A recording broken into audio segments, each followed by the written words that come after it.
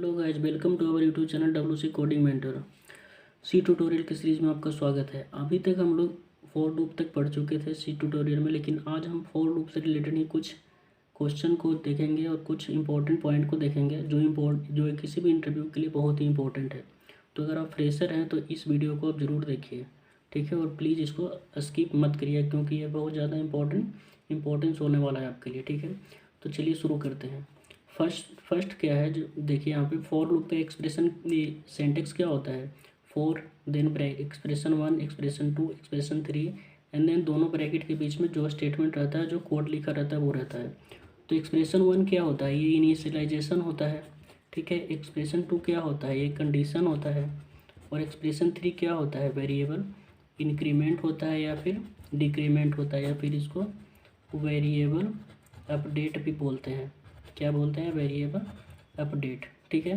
तो ये सब हम लोग देख चुके थे। फॉर लूप का आपका इटरेशन भी देख चुके थे कि कैसे करता है। लेकिन यहाँ पे कुछ इंपॉर्टेंट पॉइंट है। सबसे पहला पॉइंट ये है कि एक्सप्रेशन 1 एक्सप्रेशन 2 एंड एक्सप्रेशन 3 तीनों क्या रहता है, ऑप्शनल रहता है। आप चाहे तो किसी को रख सकते हैं या फिर किसी को नहीं भी रख सकते हैं, ठीक है। फर्स्ट क्या होता है कि एक्सप्रेशन 1 2 एंड 3 तीनों क्या होता है, ऑप्शनल होता है, ठीक है। आप रखिए या नहीं रखिए कोई फ़र्क नहीं पड़ता, आप रख भी सकते हैं नहीं भी रख सकते हैं, according to the need of situation, ठीक है। तो सबसे पहला पॉइंट। दूसरा पॉइंट ये होता है कि आप एक्सप्रेशन 1 में एक से ज़्यादा वेरिएबल को इनिशियलाइज कर सकते हैं। एक्सप्रेशन 2 में एक से ज़्यादा कंडीशन को लगा सकते हैं। और एक्सप्रेशन 3 में एक से ज़्यादा वेरिएबल इंक्रीमेंट या डिक्रीमेंट को आप लगा सकते हैं। यानी कि ये ऑप्शन देता है, क्या ऑप्शन देता है, मोर देन 1 वेरिएबल का, ठीक है। एक्सप्रेशन 1 में आप एक से ज़्यादा इनिशियलाइजेशन कर सकते हैं। इसमें एक्सप्रेशन 2 में एक से ज़्यादा कंडीशन लगा सकते हैं। और एक्सप्रेशन 3 में आप एक से ज़्यादा वेरिएबल अपडेट लगा सकते हैं, इंक्रीमेंट डिक्रीमेंट लगा सकते हैं अकॉर्डिंग टू द नीड, ठीक है। थर्ड पॉइंट हमारा ये है कि अगर फॉर लूप के लिए केवल एक स्टेटमेंट है, यानी कि केवल एक ही इंस्ट्रक्शन है, तो उसके लिए ये ओपनिंग और क्लोज ब्रेसेस की ज़रूरत नहीं है। जैसे कि मैं यहाँ पे एक एग्जांपल लिख रहा हूँ कि देखिए, for i = 1 i <5 and i ++, ठीक। और यहाँ पे मैं सिंपली प्रिंट कर रहा हूँ कि printf %d एंड i। तो इस केस में केवल एक ही यहाँ पे स्टेटमेंट है फॉर लूप के लिए, ठीक है। तो यहाँ पे हमें opening parenthesis opening curly braces and closing curly braces की ज़रूरत नहीं है, क्योंकि फॉर लूप इसको बाय डिफ़ॉल्ट अपना स्टेटमेंट ये एज्यूम कर लेगा। यानी कि ये इसका स्टेटमेंट हो गया। यानी कि एक स्टेटमेंट केवल रहे तो हमें ये कर्ली ब्रेसेस लगाने की ज़रूरत नहीं है, ठीक है। तो ये हो गया। नेक्स्ट पॉइंट ये है कि अगर आप इस लूप को इनफाइनाइट लगाना चाहते हैं, जैसे कि मैं एक लिख के देता हूँ फॉर, तो ये हो गया ये ब्रैकेट और यहाँ पे कुछ स्टेटमेंट लिखा हुआ है। तो मैं पहले ही बता दें कि तीनों ऑप्शनल रहता है, आप रख भी सकते हैं नहीं भी रख सकते हैं। तो देखिए यहाँ पे कोई भी नहीं है, ना तो इंक्रीमेंट, ना तो आपका इनिशियलाइजेशन है, ना कंडीशन है, और ना ही इंक्रीमेंट एंड डिक्रीमेंट है। तो इस केस में क्या होगा, इस केस में एरर नहीं आएगा, एरर आपका नहीं आएगा, नॉट एरर आएगा। बट होगा क्या, होगा ये कि अगर आप कोई भी यहाँ पे आर्गूमेंट प्रोवाइड नहीं करवा रहे हैं, ना एक्सप्रेशन 1 में, ना एक्सप्रेशन 2 में, ना एक्सप्रेशन 3 में, तो इस केस में ये क्या करेगा, इस केस में ये इनफाइनाइट लूप आ जाएगा। क्या आ जाएगा, इनफाइनाइट लूप में ये जाके फंस जाएगा, ठीक है। क्योंकि इसमें कोई आर्गूमेंट है ही नहीं, कोई भी यहाँ पे इसमें कुछ प्रोवाइड किया ही नहीं गया है, ना तो इनिशियलाइजेशन, ना आपका कंडीशन, ना वेरिएबल अपडेट, ठीक है। तो इस केस में क्या आएगा, इनफाइनाइट लूप हो जाएगा। तो इंटरव्यू में अगर कुछ ऐसा सिचुएशन आता है तो आप बिना देखे बताइए कि इनफाइनाइट लूप है, ठीक है। देन फिर कुछ ऐसा भी सिचुएशन आ जाएगा, जैसे देखिए फॉर इनिशियलाइजेशन तो रहेगा बट यहाँ पे कंडीशन कुछ नहीं रहेगा, और इंक्रीमेंट डिक्रीमेंट भी रहेगा, और यहाँ पे कुछ स्टेटमेंट रहेगा। इस केस में क्या होगा, इस केस में इनिशियलाइजेशन है, इंक्रीमेंट भी है, बस कंडीशन नहीं है। तो अगर कहीं भी कंडीशन ना रहे तो उस केस में भी क्या होगा, इनफाइनाइट लूप पे हो जाएगा, क्योंकि यहाँ पे कंडीशन है ही नहीं, टर्मिनेशन का कुछ कंडीशन ही नहीं है, तो ये कहाँ पे टर्मिनेट करेगा। ठीक है, तो इस केस में क्या हो जाएगा, ये इनफाइनाइट लूप में ये भी फंस जाएगा।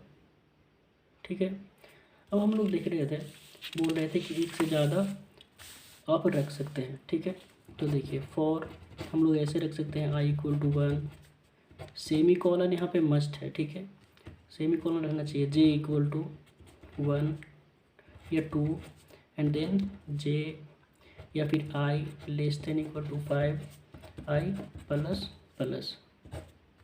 ठीक है, यहाँ पे कुछ स्टेटमेंट रह सकता है, तो ये पॉसिबल है, क्योंकि देखिए यहाँ पे दो इंक्रीमेंट है, ये यहाँ पे i = 1, j = 2। ठीक है, तो ये आपका इनिशियलाइजेशन पार्ट हो गया, लेकिन यहाँ पे दो इनिशियलाइजेशन हो रहा है, तो ये वैलिड है। जो भी स्टेटमेंट यहाँ पे रहेगा उसके अकॉर्डिंग ये वर्क करेगा।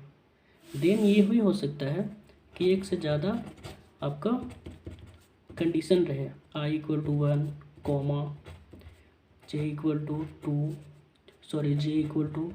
2 सेमी कॉलन तीनों का सेपरेटर होता है, इनिशियलाइजेशन का, कंडीशन का और इंक्रीमेंट डिक्रीमेंट का। ठीक है, तो यहाँ पे देखिए दो, ये इनिशियलाइजेशन का फेज है।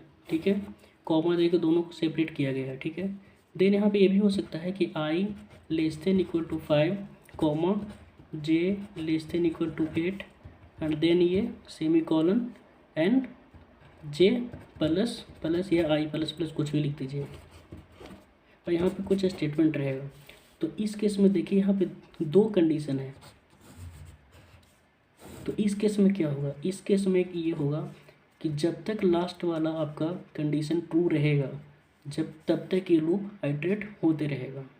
ठीक है, और अगर एक स्टेटमेंट, एक कंडीशन फॉल्स भी हो जाता है तो उससे फ़र्क नहीं पड़ेगा, जब तक कि लास्ट कंडीशन आपका फॉल्स ना हो तब तक ये लूप का आइटरेशन होते रहेगा। ठीक है, इससे फ़र्क नहीं पड़े, जैसे कि सपोज ये छोटा वेरिएबल है, छोटा वैल्यू है इसका, तो ये पहले फॉल्स हो जाएगा, लेकिन ये भी ट्रू है, तो इस केस में ये चलता ही रहेगा जब तक ये ट्रू, जब तक ये फॉल्स ना हो। ठीक है, तो ये था। आप चाहें तो एक से ज़्यादा आपका i = 1, semi colon i <= 10 and i plus j plus. एक से ज़्यादा आप यहाँ पे इंक्रीमेंट डिक्रीमेंट भी लगा सकते हैं। कॉमा दे के आप सबको सेपरेट करिए, जैसे यहाँ पे देखिए एक से ज़्यादा है तो कॉमा से सेपरेट किया, एक से ज़्यादा है तो कॉमा से सेपरेट किया, एक से ज़्यादा है तो कॉमा से सेपरेट किया। ठीक है, एक चीज़ और यहाँ पे है कि जैसे मैं बोला हूँ कि आपका ये सारा जो आपका एक्सप्रेशन 1, एक्सप्रेशन 2, एक्सप्रेशन 3 जो ऑप्शनल है, तो उसको थोड़ा सा देख लेते हैं। जैसे कि सपोज अगर आप एक्सप्रेशन 1 को ऑप्शनल रखते हैं, ठीक है, तो यहाँ पे तो ब्लैंक जाएगा, सेमी कॉलन। देन सपोज मान लेते हैं कि i <= 10 है, i <= 10 है, देन i प्लस। ठीक है, और यहाँ पे कुछ आपका स्टेटमेंट हो गया, तो इस केस में क्या करेंगे, इस केस में ये ब्लैंक है तो ये आपका इनिशियलाइजेशन यहाँ पे करना पड़ेगा। जैसे इंट i = 1, तो ये इसका इनिशियलाइजेशन हम पहले ही कर दे रहे हैं और इस वाले पार्ट को हम ब्लैंक रख रहे हैं।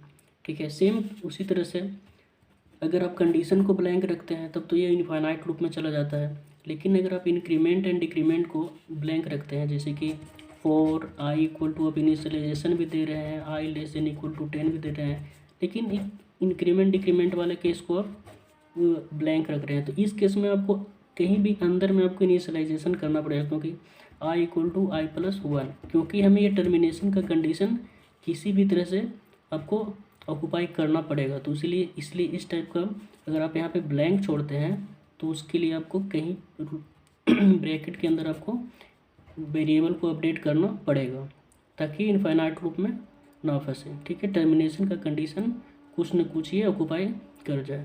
तो ये था कुछ केस, जो जैसा सिचुएशन आएगा उसके अकॉर्डिंग हम इन सबको यूज़ करेंगे, लेकिन इंटरव्यू में अगर ऐसा कुछ आए तो आपको बिल्कुल घबराना नहीं है, अब बिल्कुल नॉर्मल आइट्रेशन होता है, बस जो प्रॉपर्टी है उसको माइंड में रखिए।